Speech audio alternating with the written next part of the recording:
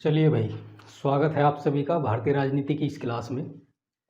यानी कि आज इंडियन पॉलिटी का सेक्शन है। लास्ट क्लास हमने यानी कि फ़िलहाल हम क्या कर रहे हैं कि इंडियन जुडिशरी पढ़ रहे हैं। इंडियन जुडिशरी में हमने सुप्रीम कोर्ट तो पढ़ ही लिया, 2-3 क्लास में उसको कवर किया। इससे पिछली क्लास में मैंने उच्च न्यायालय यानी कि हाई कोर्ट पढ़ाया था और मैंने कहा था कि भाई हाई कोर्ट को हम 2 वीडियो में डिवाइड करेंगे। पहले उसका बेसिक देख लेंगे, बेसिक का मतलब उसका जो स्ट्रक्चर है कि भी मैंने सारी चीज़ें पढ़ाई, उसका एक इंट्रोडक्शन बताया और उसमें ये बताया था कि मतलब हाई कोर्ट का गठन यानी कि कितने जज होते हैं और उनका मतलब उनकी नियुक्ति कैसे होती है, शपथ कैसे लेते हैं वो लोग, उनकी तनख्वाह कितनी होती है या उनको उनके पद से कैसे हटाया जाता है, ये सारी चीज़ें हमने पढ़ ली थी। तो हमने कहा था कि वीडियो ज़्यादा बड़ा हो जाएगा, इसलिए हम एक क्लास और हाई कोर्ट पर ले लेंगे और वो होगा the powers of high court यानी कि हाई कोर्ट की शक्तियाँ। तो उसी टॉपिक के साथ हम आज यहाँ हैं। तो देखो, हाई कोर्ट की शक्तियाँ बेसिकली हम इंडियन जुडिशरी पढ़ रहे हैं। तो भारतीय संविधान में क्या है कि हाई कोर्ट हो या फिर सुप्रीम कोर्ट हो, जैसे मान लीजिए हमने हमारी जुडिशरी का मतलब है कि भी सीधा सा एक तो सुप्रीम कोर्ट हो गया हमारे पास, एक हाई कोर्ट हो गया और एक हो गया लोअर कोर्ट्स। ये इनको अधीनस्थ न्यायालय बोलते हैं। सुप्रीम कोर्ट और हाई कोर्ट को हम बोलते हैं हायर जुडिशरी यानी कि उच्चतर न्यायपालिका, इसको बोलते हैं लोअर जुडिशरी यानी कि निम्नतर न्यायपालिका। देखिए, भारत के इतिहास में या फिर वैसे भी आप देखेंगे कि बेसिकली अच्छा कॉन्स्टिट्यूशन में क्या है। कॉन्स्टिट्यूशन में यह है कि भारत के संविधान में ही हर किसी को पावर मिली हुई है। भारत की कोई भी संस्था है, चाहे वो विधायिका हो, कार्यपालिका, न्यायपालिका और भी अन्य संस्थाएं हैं, तो उनको भारत के संविधान से ही पावर मिलती हैं। या कुछ एक्ट भी बनाए जाते हैं तो वो भी भारतीय संविधान के अधीन रहते हुए ही बनाए जाते हैं। देखिए, इसमें क्या है, अच्छा इसमें तो ये कह दिया गया है कि भी ठीक है, संविधान की अंतिम व्याख्या करेगा मतलब हमारा न्यायालय यानी कि सुप्रीम कोर्ट। तो सुप्रीम कोर्ट ने या फिर हायर जुडिशरी ने क्या किया कि भी समय समय पर अपनी कुछ शक्तियां, अपनी कुछ पावर खुद ही निर्धारित कर ली, क्योंकि संविधान की व्याख्या करने का इसको अधिकार मिल गया। तो संविधान में तो स्पष्ट ज़्यादा शक्तियां हैं नहीं, कुछ कुछ हैं, उनके बारे में हम बता देंगे। लेकिन हुआ क्या कि हायर जुडिशरी ने खुद अपनी शक्तियां तय की समय समय पर, क्योंकि जैसे ही हमारा मतलब जुडिशरी बना तो पता नहीं था भी किस किस तरह के मामले आने वाले हैं। तो जैसे जैसे देश मतलब हमारी फ्रीडम का टाइम आगे बढ़ता चला गया, तो उसके समय में ही बहुत सारे केस ऐसे रहे कि अच्छा हम केस का जिक्र तो करेंगे नहीं, तो बहुत सारे केस ऐसे रहे कि यानी कि हमारी जो जुडिशरी ने खुद ही अपनी शक्ति तय कर ली बहुत सारे मामलों में। 1-2 मामले का मैं जिक्र कर दूंगा, सारे मामले का जिक्र करने का उचित नहीं है, लेकिन हम सैद्धांतिक पक्ष पढ़ेंगे तो उस पर आप ध्यान दीजिएगा। खासकर सुप्रीम कोर्ट तो आजकल मूड में रहता ही है, क्योंकि कोरोना वायरस का समय चल रहा है, पैंडेमिक चल रहा है। तो उसमें क्या है कि आपने देखा होगा आए दिन, हर तीसरे दिन कि कभी जो है कोई सा हाई कोर्ट, कभी कोई सा हाई कोर्ट जो है मतलब सरकार को फटकार लगा रहा है कि भी कोरोना वायरस पे मतलब किस तरह के इंतजाम सरकार ने किए हैं, या फिर सेकंड वेव में इस तरह की समस्या क्यों देखने को मिल रही है, जब फर्स्ट वेव के रहते हुए सतर्क क्यों नहीं रहा गया। तो ये सारी चीज़ें, तो जुडिशरी काफ़ी ताकतवर है, तो उसने समय समय पर अपनी कुछ शक्तियाँ निर्धारित की, कुछ संविधान से उसको मिली हुई हैं। बेसिकली आज हम क्या करेंगे कि 4-5 पॉइंट में मेन पावर इनकी देख लेंगे, बाकी कुछ पावर रह जाएंगी। तो मैंने वो पावर इसलिए छोड़ दी हैं क्योंकि जैसे ही मैं फंडामेंटल राइट पढ़ाऊंगा या और भी बहुत सारे मामले पढ़ाऊंगा तो उनमें वो पावर जो है इंक्लूड करता चला जाऊंगा। क्योंकि अगर मान लीजिए किसी केस में कोई पावर निर्धारित की गई है सुप्रीम कोर्ट की या हाई कोर्ट की, तो उसमें क्या है कि उसी मामले के तहत वो अच्छे समझ में आएगी। फिलहाल हम कुछ सैद्धांतिक पक्ष देखेंगे, तो एक एक करके 5-6 पॉइंटों में सारी पावर बता दूंगा। तो आप इस क्लास को देखिए ध्यान से, लास्ट तक इसमें बने रहिए ताकि चीज़ें जो है आसानी से समझ आए। तो देखिएगा जरा, देखो एक एक पॉइंट पर हम पढ़ लेते हैं। पहला पॉइंट अगर हम देखें तो पहली पावर ओरिजिनल ज्यूरिडिक्शन।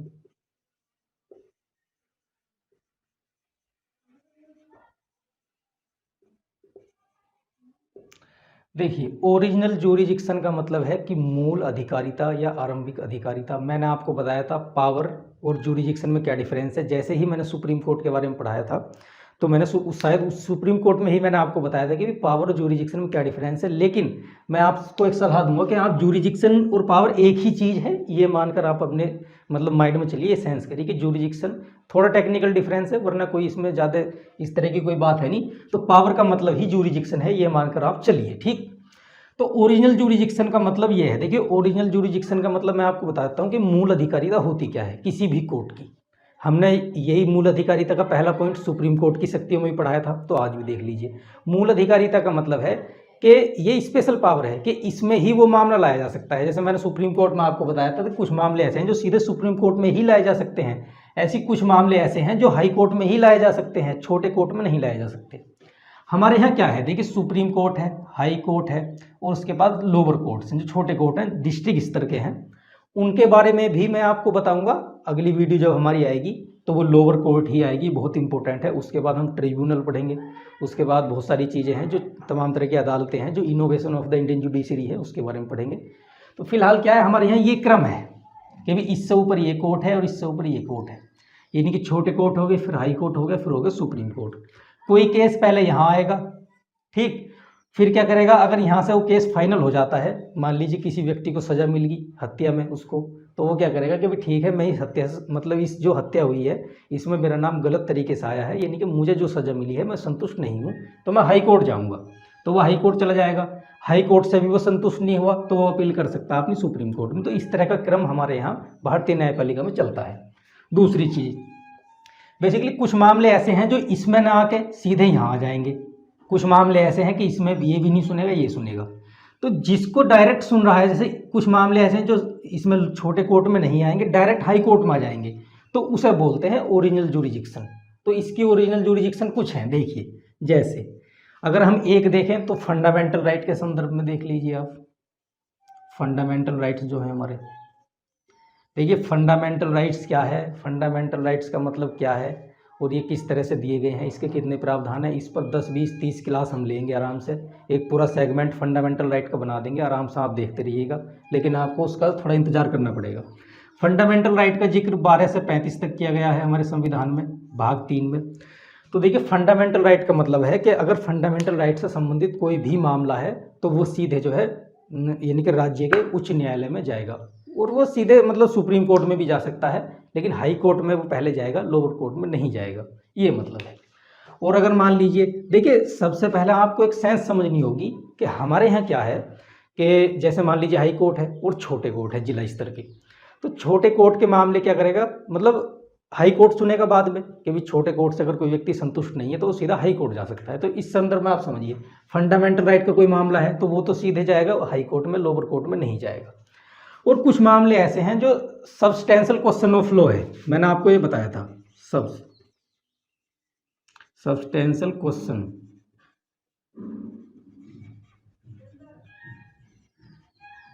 देखिए कुछ मामले ऐसे हैं जो सब्सटेंशियल क्वेश्चन ऑफ लॉ है, इसका मतलब है विधि का सारवान प्रश्न। इसके सेंस समझिए आप, इसका मतलब समझिए मैं क्या कहना चाह रहा हूँ। देखिए विधि का सारवान प्रश्न का मतलब ये है कि मान लीजिए दो क्या है, छोटे कोर्ट है, छोटे कोर्ट का मतलब ऐसे समझिए, जैसे मान लीजिए यूपी है और यूपी में एक जिला बिजनौर है, ठीक, एक ये हमारे पास बिजनौर हो गया, हमारे पास बिजनौर हो गया, और एक डिस्ट्रिक्ट हो गया मुरादाबाद, ठीक। बिजनौर जिले के डिस्ट्रिक्ट मतलब बिजनौर जिले के किसी ने भी, यानी कि मान लीजिए वहाँ का कोर्ट है, जिला डिस्ट्रिक्ट कोर्ट है वहाँ का, ठीक, और यहाँ का भी डिस्ट्रिक्ट कोर्ट है। मान लीजिए कोई एक विषय आया इनमें, मान लीजिए महिलाओं के अधिकार से संबंधित मुद्दा है वो आया, और इस कोर्ट में भी इस तरह का ही मतलब मामला आया, मुरादाबाद वाले में और बिजनौर वाले में। तो इन्होंने क्या किया कि अलग अलग फैसले दे दिए, अलग अलग फैसले दे दिए, ठीक। अब इन्होंने अलग अलग फैसले दे दिए, तो उसमें कौन सा फैसला, मान लीजिए तीसरा कोर्ट है कोई, दूसरा आप डिस्ट्रिक्ट ले लीजिए, रामपुर डिस्ट्रिक्ट ले लीजिए, डिस्ट्रिक्ट मतलब जो यूपी में, अब वो रामपुर डिस्ट्रिक्ट जो है उसी मामले में किस तरह का फैसला दे, तो ये तो विधि का सारवान प्रश्न हो गया। तो रामपुर कोर्ट क्या करेगा, क्योंकि मैं तो अपने हाई कोर्ट को भेज रहा हूँ ये मामला, इलाहाबाद हाई कोर्ट, तो इलाहाबाद हाई कोर्ट को भेज देगा। तो विधि के सारवान प्रश्न, यानी कि इन तीनों ने जो फैसले दिए, तीनों जिला कोर्ट ने अलग अलग जो फैसले दिए, उनमें सही फैसला क्या होगा, यानी कि यहाँ पर जो है विधि का सारवान प्रश्न हो गया, यानी कि इसका फैसला हाई कोर्ट करेगा। तो ये हाई कोर्ट का मतलब एक ओरिजिनल जुरिडिक्शन आती है। तो सब्सटेंशियल क्वेश्चन ऑफ लॉ का मतलब है ये, ठीक। अब तीसरी चीज का मतलब और भी बहुत सारी चीजें हैं, जैसे मान लीजिए हमारे यहाँ कुछ सिविल मामले ऐसे हैं, सिविल केसेस। देखिए सिविल केसेस क्या है, क्रिमिनल केसेस क्या है, इनके मैं अलग से, मैं आप पहले भी कह चुका हूँ, इसके लिए मैं अलग से एक वीडियो बनाऊंगा, आपको उसमें अच्छे से समझाऊंगा। ये एक बेसिक पार्ट है और मेरे हिसाब से इन मामलों की समझ होनी ही चाहिए, तभी आपको इंडियन जुडिशरी सही से समझ में आएगा। और मैंने सिविल और क्रिमिनल केसेस में एक डिफरेंस आपको सुप्रीम कोर्ट वाली वीडियो में बता रखा है, उसमें आप देख लीजिए, ठीक। तो कुछ सिविल केस भी ऐसे हैं जिनमें जो है डायरेक्ट वो हाई कोर्ट में ही जाएंगे। और एक ये है कि मान लीजिए MP या फिर MLA, अगर इनके चुनाव से संबंधित कोई मामला है, कोई विवाद हो गया, तो वो भी हाई कोर्ट में जाएगा। सुप्रीम कोर्ट में भी जा सकता है। हम यहाँ ओरिजिनल जुरिडिक्शन जो देख रहे हैं वो छोटे कोर्ट के संदर्भ में देख रहे हैं। कभी कोई मामला छोटे कोर्ट में न जाकर सीधे हाई कोर्ट में जाएगा, तो हाई कोर्ट में फंडामेंटल राइट से मामला सीधे हाई कोर्ट में जाएगा। विधि का सारवान प्रश्न है, यानी कि दो छोटे छोटे न्यायालयों में मतलब एक तरह से मतभेद हो गया किसी भी आदेश को लेकर या किसी भी मतलब केस को लेकर, तो वो मामला जाएगा। सिविल केस के कुछ मामले हैं जो सीधे चले जाएंगे, कुछ मामले क्या है वो आपको अलग से बताऊंगा कभी। एमपी और एमएलए का मतलब है कि अगर इनके चुनाव से संबंधित कोई भी मामला है तो उसमें सीधे हाई कोर्ट आप उसको ले जा सकते हैं और हाई कोर्ट उसमें निर्णय दे देगा। अगर आप संतुष्ट नहीं है तो आप सुप्रीम कोर्ट चले जाइए, कोई दिक्कत नहीं। तो ये 3-4 पॉइंट ऐसे हैं जो ओरिजिनल जुरिडिक्शन में आते हैं हाई कोर्ट की। एक एक पॉइंट आराम से समझिए, जो जो मैंने बोला है उस पर ध्यान दीजिए। ठीक, पढ़ते हैं अगला पॉइंट। अब दूसरी पावर देख लीजिए इसकी। दूसरी मतलब एक तरह से हमने दूसरी क्या वो मतलब हमने एक तरह से सीक्वेंस बांट रखे हैं कि भी किस किस तरह की पावर किस किस कैटेगरी में आएगी। देखिए दूसरी पावर को मैं नाम दूंगा अपीलेट। ये सबसे इंपॉर्टेंट पावर है। अपीलेट पावर क्या है? अपीलेट जुरिडिक्शन आप बोल लीजिए। ठीक, अपीलेट पावर का मतलब है अपीलीय शक्ति। अपीलीय शक्ति क्या है? अपीलीय क्षेत्राधिकार उसका क्या है? देखिए ये बहुत इंपॉर्टेंट है, इसको आप ध्यान से समझिए। देखिए मुख्यतः अगर मैं आपसे कहूं तो हमारे यहाँ हायर जुडिशरी यानी कि हाई कोर्ट और सुप्रीम कोर्ट अपीलीय कोर्ट कहलाते हैं। तो अपीलीय कोर्ट, अच्छा अपील का मतलब ये है, अपील का आप एक मतलब समझिए। अपील का मतलब ये है कि मान लीजिए मैंने अभी आपको बताया था, मान लीजिए किसी व्यक्ति पर जो है हत्या का मुकदमा हो गया, क्योंकि ये एक नॉर्मल चीज़ है कि भी आप देखते होंगे मर्डर केस हो गया, तो इससे मैं इसलिए मर्डर केस का ही एग्जांपल ले रहा हूँ। दूसरे एग्जांपल भी आप ले सकते हैं, या फिर और भी ज़मीनी मामले हैं जो सिविल केस में आएंगे वो ले सकते हैं। सपोज दैट हत्या हो गई और किसी व्यक्ति का नाम हत्या में आ गया, तो वो डायरेक्ट जो मामला जाएगा वो जिला स्तर का जो भी कोर्ट है, जिस भी जिले में, हर जिले में अपना एक कोर्ट होता है, तो वो जिला न्यायालय में जाएगा। जैसे ही वो जिला न्यायालय में वो मामला जाएगा, तो मान लीजिए किसी व्यक्ति को सजा दे दी 10 वर्ष की या फिर आजीवन कारावास दे दिया, तो वो व्यक्ति क्या करेगा, उसके खिलाफ अपील कर सकता है हाई कोर्ट में। तो इसे कहते हैं अपीलीय अधिकारिता। तो अपीलीय अधिकारिता का मतलब है कि हाई कोर्ट में अपील कर सकता है वो उस राज्य के। ठीक, तो ये मतलब है अपील का। और अगर वो हाई कोर्ट से भी संतुष्ट नहीं है तो वो अपील कर सकता है सुप्रीम कोर्ट में। इसका मतलब है ये। अब देखिए ये अपील हाई कोर्ट हमारा किन मामलों में सुनता है? देखिए हर जगह का अपना हाई कोर्ट है। मैंने आपको बता दिया था कितने कोर्ट भारत में मौजूद हैं। पिछली वीडियो आप देख लीजिए, सारा डिस्क्रिप्शन में उसमें दिया हुआ है, और सारा आप चीज़ें मतलब अच्छे से एक्सप्लेन हमने किया है ताकि आपको चीज़ें आसानी से समझ में आए। देखिए अपीलेट पावर्स का मतलब क्या है? देखिए अपीलेट पावर हमारे यहाँ क्या है कि पहले तो सिविल मामलों में हम देख लेंगे कुछ पावर, सिविल केसेस में, और कुछ देख लेंगे हम क्रिमिनल में। क्रिमिनल केसेस या क्रिमिनल सूट्स आप इनको बोल लीजिए, यानी कि सिविल मामले और आपराधिक मामले। अब मैं आपसे इसमें एक बात अगर बताना चाहूँ, देखिए 2 तरह के ही मामले हमारे यहाँ होते हैं, सिविल मामले और क्रिमिनल मामले। कुछ मामले ऐसे भी हैं जो बहुत विरल हैं, जो इन दोनों कैटेगरी में नहीं आते हैं, उनके लिए अलग से व्यवस्था है। उनके बारे में भी आपको मैं जिक्र करूंगा जब इन दोनों के बारे में समझाऊंगा। फिलहाल आप ये समझ लीजिए क्रिमिनल और सिविल मामले में जो मुख्य डिफरेंस है वो ये है कि इन मामलों में जो है फिजिकल पनिशमेंट दी जाती है और इनमें फिजिकल पनिशमेंट नहीं दी जाती। फिजिकल पनिशमेंट का मतलब एक तरह से आप क्या कह सकते हैं कि भाई मृत्युदंड भी एक फिजिकल पनिशमेंट है। ठीक, इनके वो तो फिजिकल पनिशमेंट का कुछ स्तर है ही। तो देखिए सिविल मामलों में क्या है, सिविल मामलों में बहुत सारी चीज़ें हैं कि भी सिविल मामलों में हाई कोर्ट, ऐसे कौन कौन से सिविल मामले हैं जिनमें हाई कोर्ट जो है यानी कि अपील सुन सकता है। देखिए कुछ मामले सिविल जो है ना लोअर कोर्ट में जो आएंगे, जो सीधे लोअर कोर्ट में आएंगे, और अगर उनसे कोई व्यक्ति संतुष्ट नहीं है तो वो हाई कोर्ट चला जाएगा। ठीक, बहुत सारे ऐसे मामले हो सकते हैं। और एक हमारे यहाँ क्या हुआ कि हमारे यहाँ एक भाग है संविधान का 14A। 14A का प्रावधान बाद में किया गया, आप समझ रहे होंगे ए इसलिए लगाया गया, वरना ये 14 होता। तो इसमें 2 आर्टिकल है हमारे पास, कौन से? 323A और 323B। इस भाग का नाम है ट्राइब्यूनल। ट्राइब्यूनल का मतलब है कि भाई ये कुछ अधिकरण है, जैसे मान लीजिए आपने एनजीटी का नाम सुना होगा, नेशनल ग्रीन ट्रिब्यूनल, यानी कि राष्ट्रीय हरित प्राधिकरण, या अधिकरण कुछ लोग इनको बोल देते हैं। वैसे प्राधिकरण तो अथॉरिटी होता है, तो हम बिल्कुल नेशनल ग्रीन जो अथॉरिटी है मतलब एक तरह से ट्रिब्यूनल है। देखिए कुछ ट्रिब्यूनल बनाए गए और अच्छा, भारतीय संविधान में ट्रिब्यूनल की कोई वो नहीं है, मतलब अच्छा भारतीय संविधान में ये कहा गया है कि जो हमारे ट्रिब्यूनल है, ट्रिब्यूनल क्या है मैं अगले सेगमेंट में पढ़ाऊंगा। ट्रिब्यूनल एक प्रकार की संस्था है जो कुछ केस यानी कि न्यायपालिका का भार कम करने के लिए उनको अलग से बना दिया गया कि भाई ठीक है, कुछ स्पेशल कोर्ट मतलब एक तरह से संस्थाएं हैं जो इन स्पेशल मामलों को सुनती हैं। जैसे मतलब पर्यावरण से संबंधित सारे मामले एनजीटी सुनता है, उसकी अलग अलग बेंचें हैं, उसकी मुख्य बेंच दिल्ली में है। ठीक, इसका मतलब है ये एनजीटी आप सर्च कर सकते हैं, देख सकते हैं। तो इन्होंने संविधान में ये, संविधान में नहीं, संविधान में कहा कि भाई ट्रिब्यूनल में कुछ केस आएंगे और कोई व्यक्ति ट्रिब्यूनल के केस मतलब जो आदेश से या फिर उसके जजमेंट से संतुष्ट नहीं है तो वो क्या कर सकता है, सुप्रीम कोर्ट जा सकता है। लेकिन 1997 में ही फिर सुप्रीम कोर्ट ने क्या किया कि भाई ठीक है, हमारा जो वजन है वो कम करो यार, वैसे ही हम खुद परेशान हैं, सुप्रीम कोर्ट के पास कितने केस है, वैसे ही परेशान है। तो उसने कहा कि ठीक है भी, कोई दिक्कत नहीं है, पहली अपील जो है हाई कोर्ट में कर सकता है कोई व्यक्ति 1997 के बाद। तो आपका को मेरे समझाने का मतलब क्या है कि अगर अधिकरण में कोई मामला जाता है तो ट्राइब्यूनल के मामले के खिलाफ कोई भी व्यक्ति पहला हाई कोर्ट में अपील करेगा, डायरेक्ट सुप्रीम कोर्ट में नहीं करेगा। और अगर वो हाई कोर्ट के फैसले से संतुष्ट नहीं है तो सुप्रीम कोर्ट जा सकता है, लेकिन ट्रिब्यूनल के फैसले के खिलाफ सुप्रीम कोर्ट में पहले नहीं जाएगा, पहले हाई कोर्ट में उसको जाना होगा। उसके बाद अगर वो संतुष्ट नहीं है तो सुप्रीम कोर्ट जाएगा, ना कि डायरेक्ट सुप्रीम कोर्ट जा सकता है। तो इसका मेरे कहने का मतलब यहाँ पर ये है। देखिए क्रिमिनल केसेस में कुछ चीज़ें आप समझ लीजिए।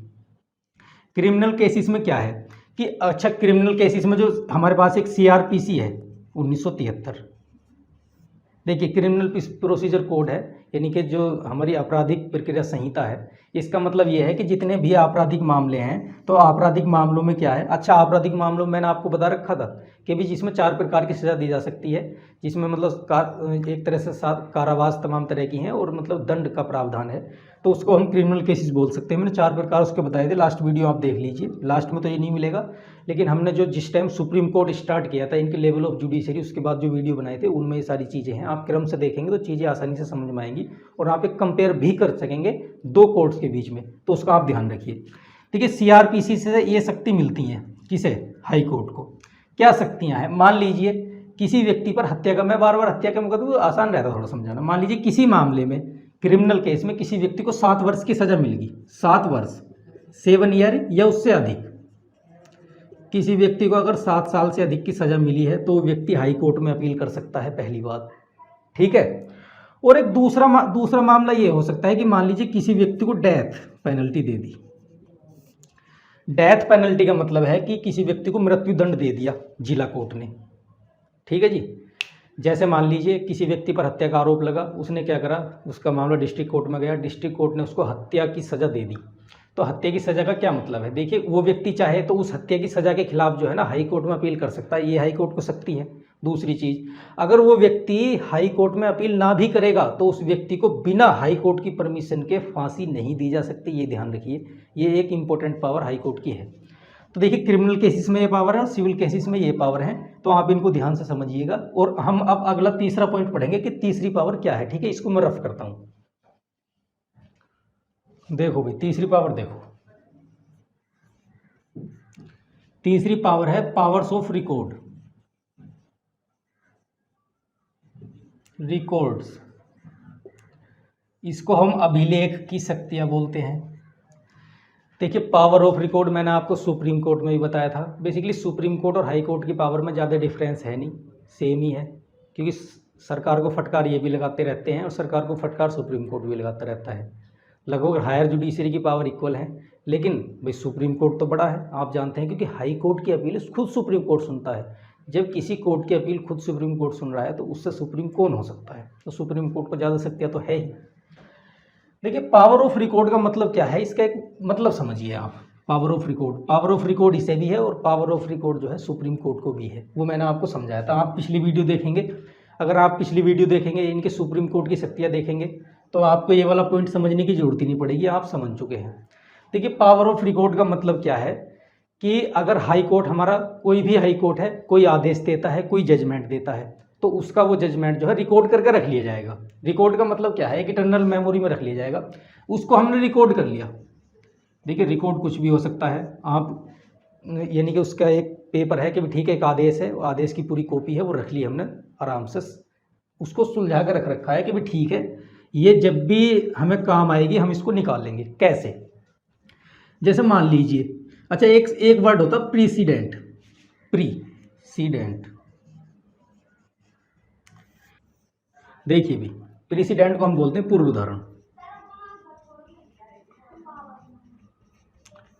पूर्व उदाहरण इसको बोल सकते हैं। देखिए पूर्व उदाहरण, इसका मैं मतलब समझाता हूँ, आप इसका मतलब समझिए आसान भाषा में क्या होता है।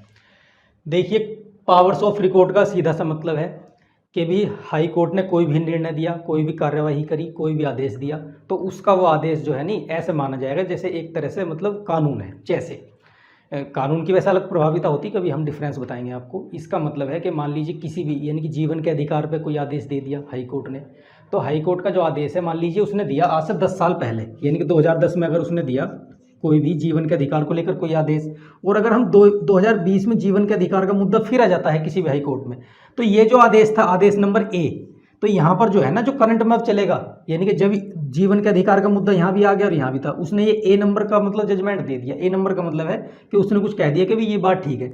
तो जब 2020 में जाएंगे तो इस वाले को भी हम देख सकते हैं कि भाई ठीक है, पहले 10 साल पहले हमारे हाई कोर्ट ने क्या कहा था। तो ये पूर्व उदाहरण है। पूर्व का उदाहरण है कि पहले क्या उदाहरण दिया था हाई कोर्ट ने किसी भी केस के संबंध में।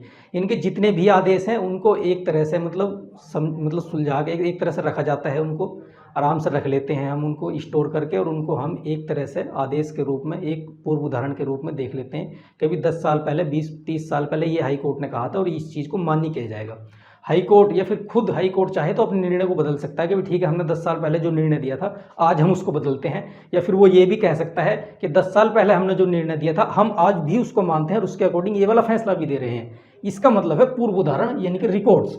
देखिए अच्छा, अगर कोई व्यक्ति इनको नहीं मानेगा, कोई व्यक्ति कहेगा हम क्यों माने भाई तुम्हारे पहले केस, तुमने जो पहले वो दिया था हम तो आज के को मानेंगे, तो इसको एक शक्ति दी गई है कंटेम्प्ट ऑफ कोर्ट।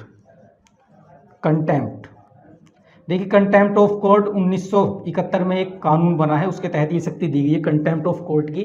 अगर कोई व्यक्ति न्यायालय की बात नहीं मानेगा, उसके आदेश नहीं मानेगा, तो वो उस पर जुर्माना लगा सकता है, फाइन लगा सकता है और उसको सज़ा दे सकता है। सज़ा का भी इस एक्ट में प्रावधान है, कभी इस एक्ट पर हम चर्चा करेंगे। तो न्यायालय की बात माननी होती है, नहीं मानेगा तो मानने का चार्ज लगा देगा। और आजकल कोरोना वायरस का समय चल रहा है तो आप देख रहे होंगे बार बार सुप्रीम कोर्ट और हाई कोर्ट धमकी देता रहा सरकार को, सरकार से कहता रहा कि या तो सही से काम करो वरना हम कंटेम्प्ट ऑफ कोर्ट लगाने को मंजूर हो जाएंगे और आप पर कंटेम्प्ट ऑफ कोर्ट का चार्ज लगा देंगे। तो ये बार बार धमकी देता रहा। तो आप अगर अखबार पढ़ते हैं तो ये शब्द आपको दिखते रहेंगे ताकि आप चीज़ों को आसानी से समझ सकें और देख सकें what is the contempt of court, या फिर ये क्यों लगाता है, कहाँ से शक्ति मिली गई है। तो उसमें कभी कभी जैसे कंटेम्प्ट ऑफ कोर्ट एक प्रशांत भूषण नाम के लॉयर थे उन पर लगा था, तो बार बार इस एक्ट का जिक्र भी किया गया था कि भी कंटेम्प्ट ऑफ कोर्ट 1971 क्या है। तो उसके बारे में आप पढ़ सकते हैं कि न्यायालय की अवमानना संबंधी अधिनियम। तो देखिए ये पावर यहाँ पर कंप्लीट होगी। अब चौथी पावर हम देखते हैं, इसको मैं रफ करता हूँ। ठीक, देखिए चौथा पॉइंट देख लीजिए इस संबंध में। चौथे पॉइंट का मतलब है कि जो अच्छा मैंने जो पावर हाई सुप्रीम कोर्ट में पढ़ाई थी वही हाई कोर्ट में पढ़ा रहा हूँ सेम, लेकिन थोड़ा डिफरेंस है। देखिए यानी कि जुडिशियल रिव्यू।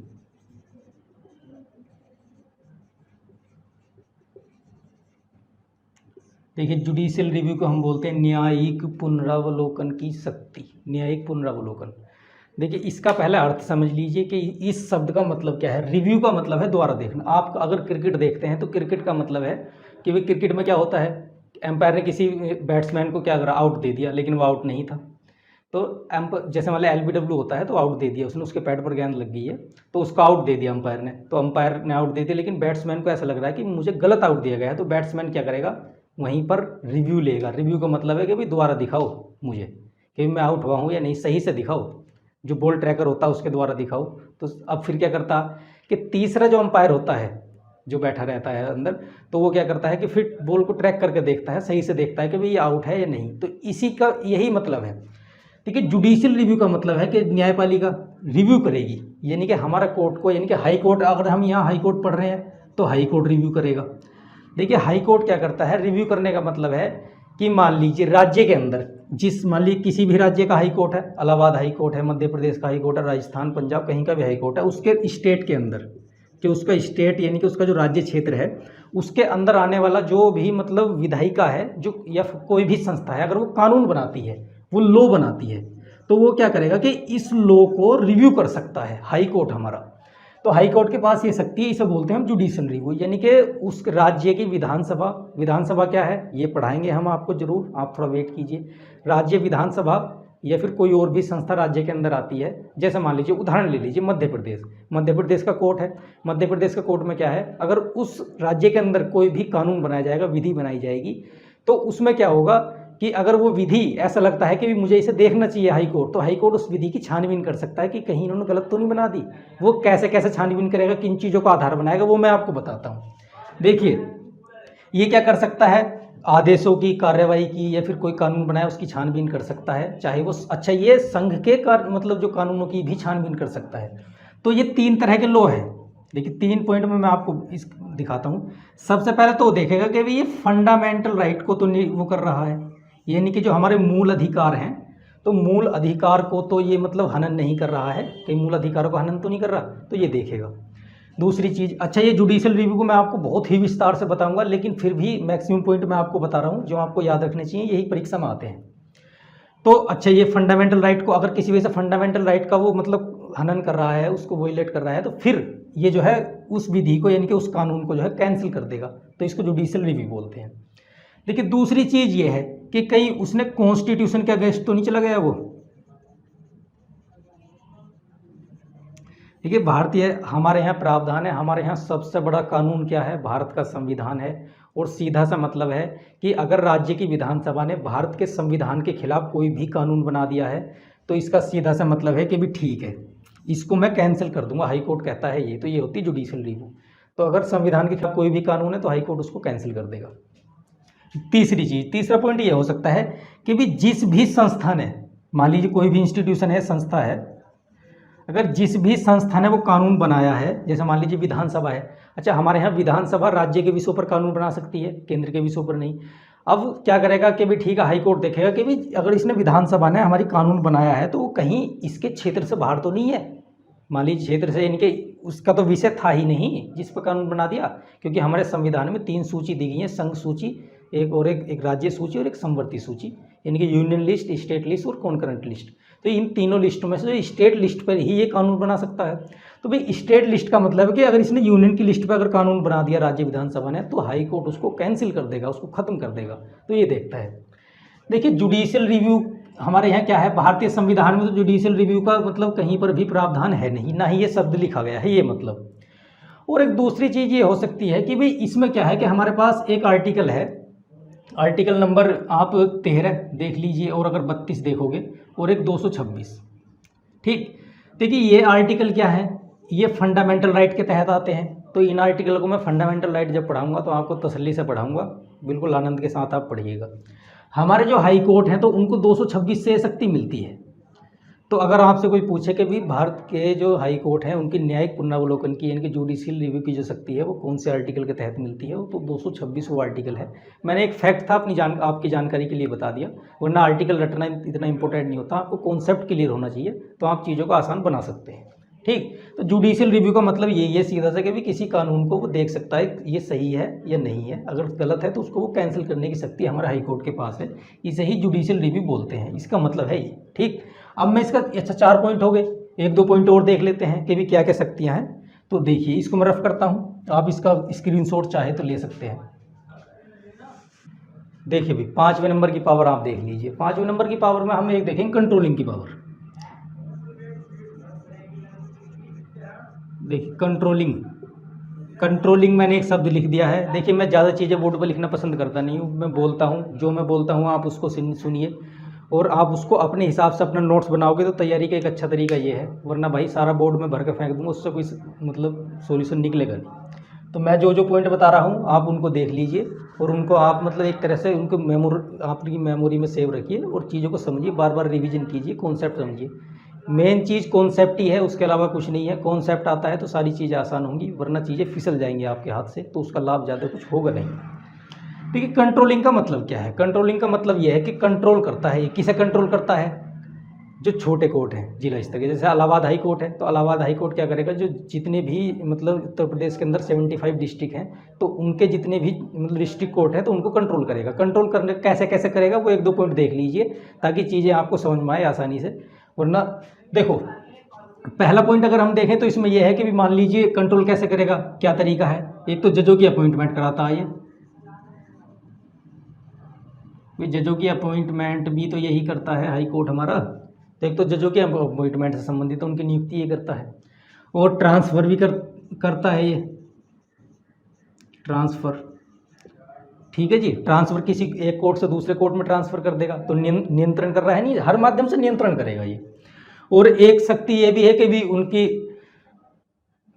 मतलब ट्रांसफ़र तो करेगा ही उनको, और उनके अपॉइंटमेंट करेगा। और भी बहुत सारी चीज़ें हैं कि भी मान लीजिए उनके एक तरह से सेवानिवृत्त, यानी कि सेवानिवृत्त का मतलब है कि मान लीजिए उनको उनकी जो रिटायरमेंट के लिए भी अनुशंसा कर सकता है, और भी बहुत सारी चीज़ें हैं। अच्छा, इसमें ये देखिए आप, एक पॉइंट ये हो सकता है कि वो उनके प्रमोशन के लिए, इनके उनका प्रमोशन भी कर सकता है हमारा हाई कोर्ट। देखिए, प्रमोशन कर सकता है और सस्पेंशन।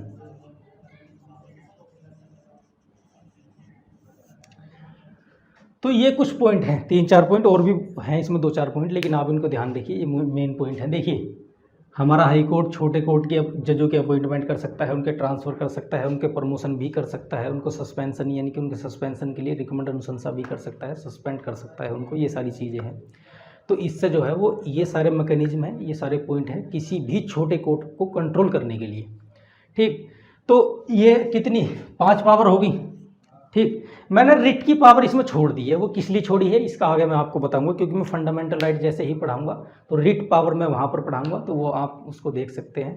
और भी बहुत सारी शक्तियाँ हैं। देखिए, हाई कोर्ट के फ्रीडम की शक्ति है कि वो कैसे मतलब एक तरह से इंडिपेंडेंट रह सकता है, जजों की नियुक्ति उसके हाथ में है, वो अपनी इस तरह से मतलब फ्रीडम को तय करता है, अपनी जो इंडिपेंडेंट जो उसका इंडिपेंडेंस है उसको तय करता है। और भी बहुत सारी चीज़ें वेतन भत्तों के मामले में तय करता है। आप ध्यान रखिए, हाई कोर्ट के जो जज हैं उनके वेतन में कमी नहीं की जा सकती है, सिर्फ एक कंडीशन को छोड़कर, अगर देश में 360 आर्टिकल का प्रयोग किया गया है, जो हमारे पास फाइनेंशियल इमरजेंसी है। तो ये सारी चीज़ें हैं, छोटे छोटे पॉइंट हैं इसमें, मैंने कोशिश की है सारे पॉइंट बताने की।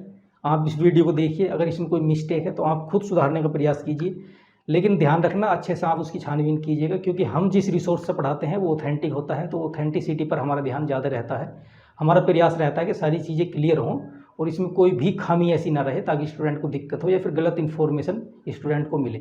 फिर भी अगर ऐसा है कहीं मुझसे गलती हो गई है तो आप कमेंट बॉक्स में उसको लिखिएगा, ताकि हम दोबारा उसका ध्यान रखें।